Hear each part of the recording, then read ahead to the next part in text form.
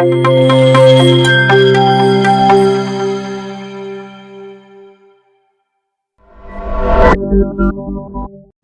Guys, welcome back to our YouTube channel. आज हम लोग इस वीडियो में पॉलिटी से जितने भी इंपॉर्टेंट क्वेश्चंस बन सकते हैं उन सब के बारे में हम लोग डिस्कस करेंगे और क्वेश्चन से रिलेटेड जितने इंपॉर्टेंट फैक्ट होंगे हम लोग क्वेश्चंस के साथ साथ जो है उसको भी देखेंगे। तो चलिए स्टार्ट करते हैं।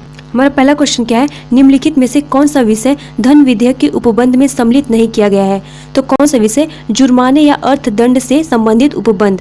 संविधान के अनुच्छेद 110 में जो है धन विधेयक की चर्चा की गई है और धन विधेयक जो है केवल लोकसभा में प्रस्तुत किया जा सकता है और धन विधेयक को जो है सरकारी विधेयक जो है माना जाता है और इसे केवल मंत्री द्वारा ही प्रस्तुत किया जा सकता है। तो ये बहुत ही ज़्यादा इंपॉर्टेंट है। और राज्यसभा जो है बस केवल धन विधेयक का सिफारिश कर सकती है और इससे ज़्यादा जो है कुछ भी नहीं कर सकती। और राष्ट्रपति जो है इसे किसी भी कंडीशन में जो है सदन को पुनः विचार के लिए नहीं भेज सकते। तो ये बहुत ही ज़्यादा इंपॉर्टेंट है और हम लोग को इसको ध्यान में रखना है। और हमारा नेक्स्ट क्वेश्चन क्या है, निम्नलिखित में से किस एक ने भारत के लिए संविधान सभा के संगठन का विचार दिया? तो किसने? कैबिनेट मिशन योजना ने। इसे जो है 1946 को जो है लाया गया और इसका कार्य क्या था? भारत में शांतिपूर्ण सत्ता हस्तांतरण के लिए जो है उपायों एवं संभावनाओं को तलाशना जो है इसका काम था। तो इतनी चीज़ें जो है इसके बारे में हम लोग को ध्यान में रखना है। और हमारा नेक्स्ट क्वेश्चन क्या है, निम्नलिखित में से किस एक अधिनियम ने भारत में संघीय शासन की व्यवस्था दी थी? तो कौन से अधिनियम ने? भारत सरकार अधिनियम 1935 ने।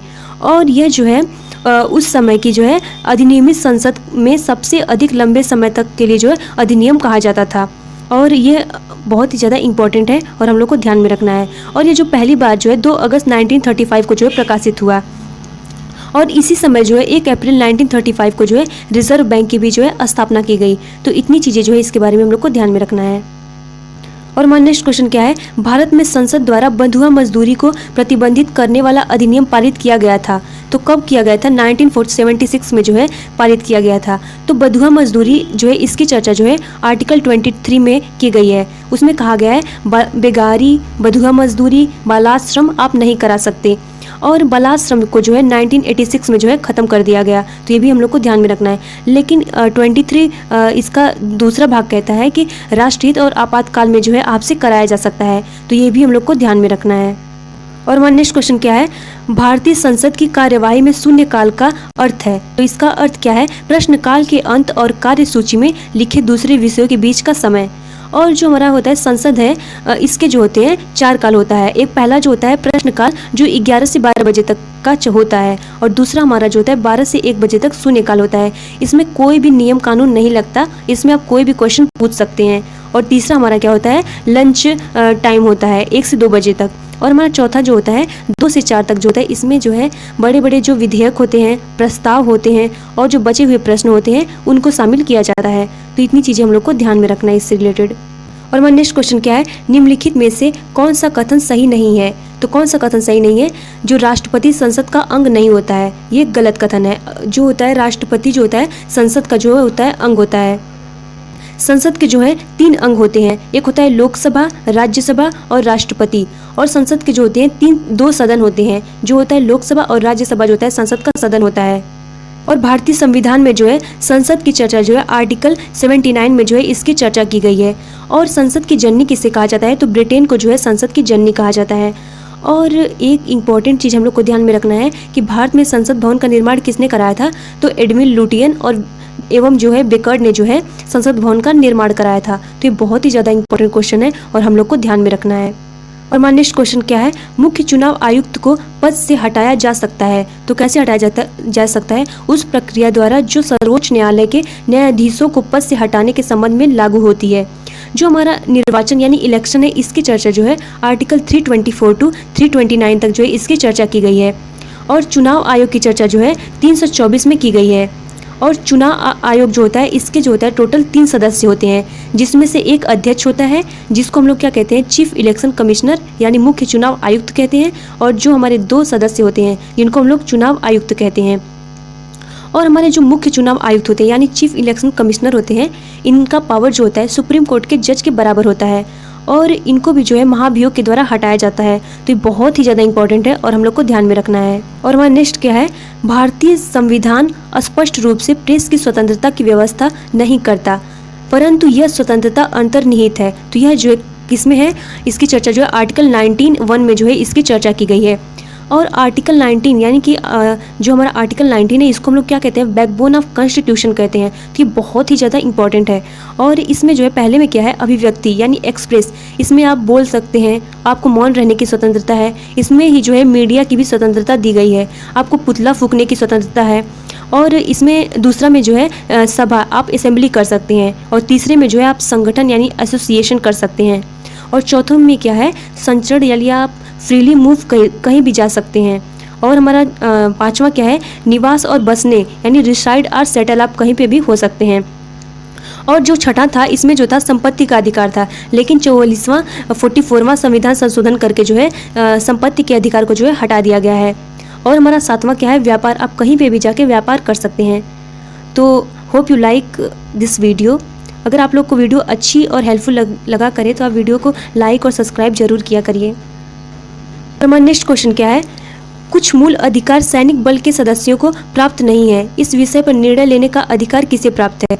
तो इस विषय पर जो है संसद को प्राप्त है। और हमारा नेक्स्ट क्वेश्चन क्या है, उपराष्ट्रपति पदेन अध्यक्ष होता है, तो यह जो होता है राज्यसभा का होता है। और राज्यसभा के अध्यक्ष को ही जो है सभापति कहा जाता है, यानी कि उपराष्ट्रपति जो होता है वही सभापति होता है। और हम लोग को पता होना चाहिए कि वाइस प्रेसिडेंट यानी उपराष्ट्रपति की चर्चा जो है आर्टिकल 63 में की गई है।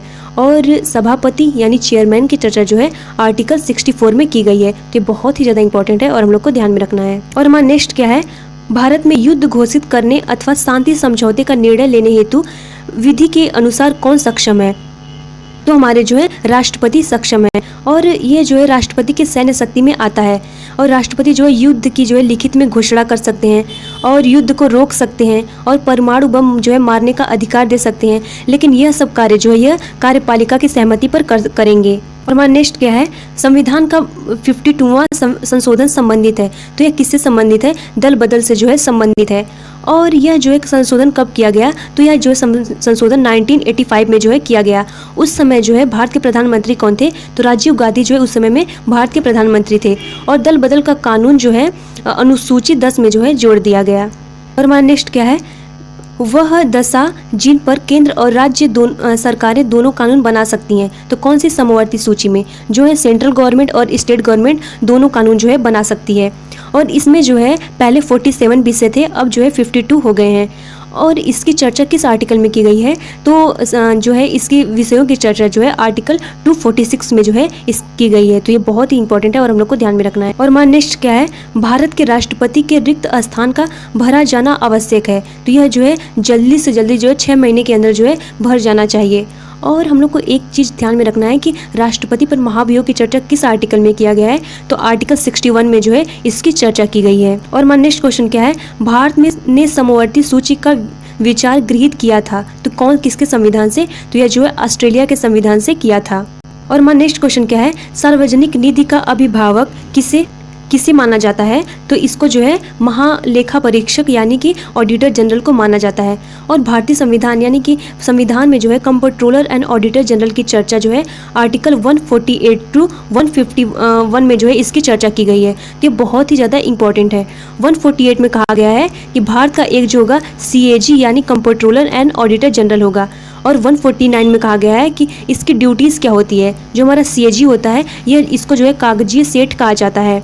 और 151 में जो है CAG अपनी रिपोर्ट जो है प्रेसिडेंट को देता है। तो ये बहुत ही ज़्यादा इंपॉर्टेंट है। और जो हमारा CAG होता है ये जो होते हैं सुप्रीम कोर्ट के आर्थिक मामलों में जो होते हैं निपुण जज होते हैं और इन्हीं को जो है प्रमोट करके CAG बनाया जाता है। तो बहुत ही इंपॉर्टेंट है और हम लोग को इसके बारे में ध्यान में रखना है। और हमारा नेक्स्ट क्या है, समवर्ती सूची में लिखे विषयों पर अधिनियम बनाने का अधिकार किसके पास है? तो यह जो है राज्य और संघ के पास है। और हम लोग को पता होना चाहिए कि जो हमारा होता है टोटल हमारे कितने विषय दिए गए हैं, 3 विषय दिए गए हैं। और अलग अलग विषय बना दिया गया है कि आप किस विषय पे कानून बना सकते हैं। और इसकी चर्चा जो है आर्टिकल 246 में की गई है। और पहला जो हमारा है संघ सूची, इसमें जो है देश हित के मामले में जो है कानून जो है सेंट्रल गवर्नमेंट बनाएगी। और इसमें जो है टोटल 100 विषय दिए गए हैं। और दूसरा हमारा है राज्य सूची, इसमें जो है राज्य हित के मामले में जो है स्टेट गवर्नमेंट जो है कानून बनाएगी। इसमें पहले जो था 66 विषय थे, लेकिन अब जो है 61 विषय कर दिए गए हैं। और तीसरा हमारा क्या है, समवर्ती सूची। इसमें जो है जनता हित के लिए जो है सेंट्रल गवर्नमेंट और स्टेट गवर्नमेंट मिलकर कानून बनाएगी। और इसमें पहले जो थे 47 विषय थे, अब जो है 52 विषय कर दिए गए हैं। तो ये बहुत ही ज़्यादा इंपॉर्टेंट है और हम लोग को ध्यान में रखना है। एक क्वेश्चन जो है अक्सर पूछा जाता है कि जनगणना की जिम्मेदारी किसको दी गई है। तो सेंट्रल गवर्नमेंट को जो है जनगणना की जिम्मेदारी दी गई है। तो ये अक्सर क्वेश्चन पूछा जाता है, तो ये भी हम लोग को ध्यान में रखना है। नेक्स्ट क्वेश्चन क्या है, संविधान की संकल्पना की उत्पत्ति कहाँ से हुई। तो यह जो है ब्रिटेन से हुई।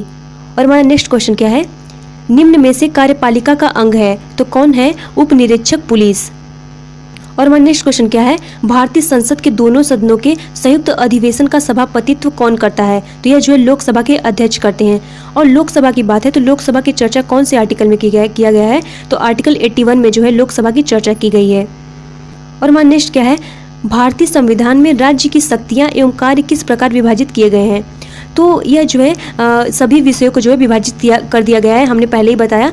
तो इसमें 3 सूचियां हैं जो हमारी हैं। कौन सी है, संघ सूची, इस पे जो है सेंट्रल गवर्नमेंट कानून बनाएगी। राज्य सूची, स्टेट गवर्नमेंट कानून बनाएगी। और समवर्ती सूची, central government plus state government मिलकर जो है कानून बनाएगा। और हमारा नेक्स्ट क्या है, निम्नलिखित में से कौन संसद की वित्तीय समिति नहीं है। तो कौन नहीं है, नियम समिति जो है यह वित्तीय समिति नहीं है। और हमारा नेक्स्ट क्वेश्चन क्या है, संसद सदस्यों की व्यक्तिगत विशेषाधिकार में शामिल है। तो ये कौन सा, संसद सत्र के दौरान गवाह के रूप में उपस्थित न होने की स्वतंत्रता जो है शामिल की गई है। तो बहुत ही इंपॉर्टेंट है, इसको भी हम लोग को ध्यान में रखना है।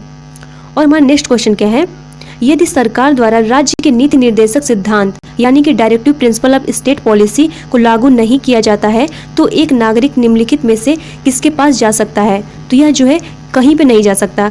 ये जो है जो हमारा DPSP है यानी directive principle of state policy है, इसको मानने के लिए जो राज्य सरकार जो है बाध्य नहीं है। और अगर कोई प्रॉब्लम होगा तो आप जो है कहीं पे भी आप अपील नहीं कर सकते, आप किसी भी न्यायालय में नहीं जा सकते। तो बहुत ही इंपॉर्टेंट है और हम लोग को ध्यान में रखना है। और हमारा नेक्स्ट क्या है, राज्य विधानमंडल के अपर हाउस का सृजन या उन्मूलन करने की शक्ति निम्नलिखित में से किसमें निहित है। तो किसमें निहित है, संसद में जो है निहित है। और विधानमंडल की बात है तो विधानमंडल की चर्चा जो है आर्टिकल 168 में जो है की गई है। और विधानमंडल के जो है 3 अंग होते हैं, एक विधान परिषद, विधान पालिका और हमारा जो होता है राज्यपाल होता है। Hope you like this video. अगर वीडियो आपको अच्छी और हेल्पफुल लगी हो तो please like and share this video. Thanks for watching this video. Thank you. Please subscribe and press the bell icon for more updates.